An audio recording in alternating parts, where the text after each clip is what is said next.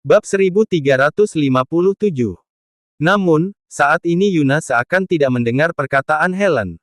Dia memandang Adril dengan tatapan bingung. Leo, Sageru.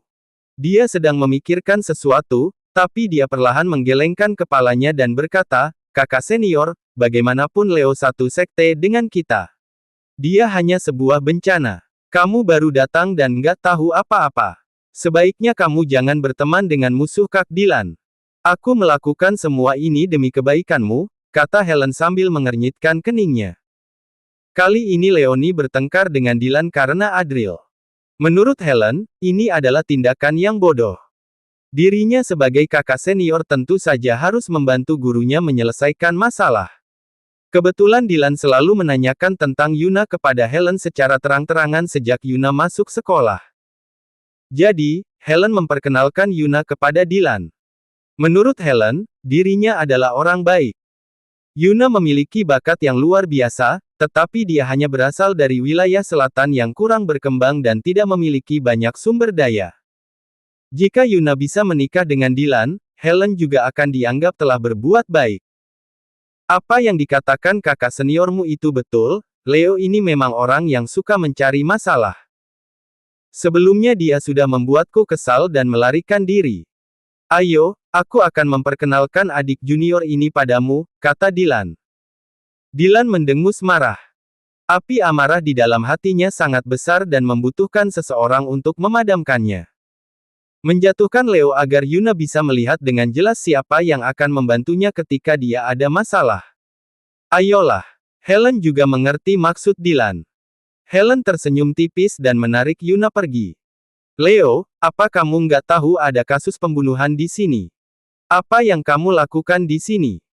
Dylan menghadang di depan Adril dan berkata dengan dingin. "Tahu, lalu kenapa?" kata Adril sambil mengangkat alisnya. "Aku curiga kamu terlibat dalam kasus pembunuhan ini. Ayo ikuti aku," kata Dylan. Sebenarnya dia tidak percaya bahwa Ivan dibunuh oleh Adril, karena hal ini terlalu bodoh dan gila. Bahkan jika dia ingin membunuhnya, dia harus menunggu sampai berita ini berlalu. Menurut Dylan, ini mungkin dilakukan oleh musuhnya dan mereka mengambil kesempatan untuk menyalahkan Leo. Namun tidak masalah, dia memang datang untuk mencari masalah. "Kemana?" tanya Adril. Adril tersenyum dan berkata, "Ada bukti, kah?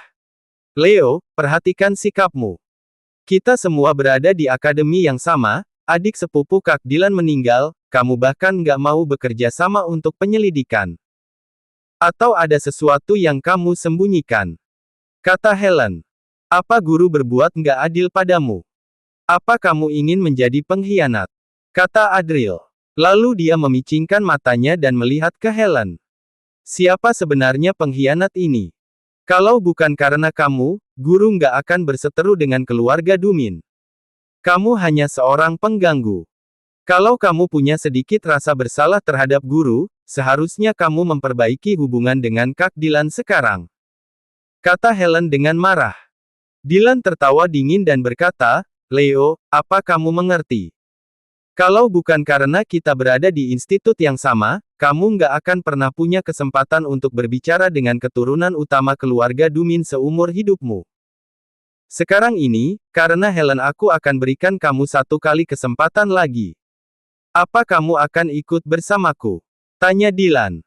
Adril malas meresponsnya, lalu dia tersenyum pada Yuna dan berkata, "Adik junior Yuna, kan? Kita satu kampung, nggak heran kita berasal dari Sageru, penampilan kita sama-sama bagus. Bagaimana kalau kita cari tempat untuk berbicara dan saling berbagi perasaan? Suara yang tidak serius dan kata-kata yang nakal. Kamu sedang menggoda wanita atau menjadi bajingan? Wanita mana yang akan setuju?" Helen tertawa tidak berdaya. Namun, tiba-tiba Yuna berbalik dan menatap Adril dengan mata berbinar, "Baik." Helen terkejut dengan jawaban Yuna. Begitu juga Dylan yang menatap Yuna dengan tidak percaya. "Apa kamu gila? Tidak bisakah kamu membedakan antara bajingan dan godaan?" Namun, saat ini Yuna sudah berada di depan Adril dengan senyuman manis yang belum pernah dilihat oleh Dylan. Yuna mengulurkan tangannya dan berkata, "Salam kenal, mohon bimbingannya."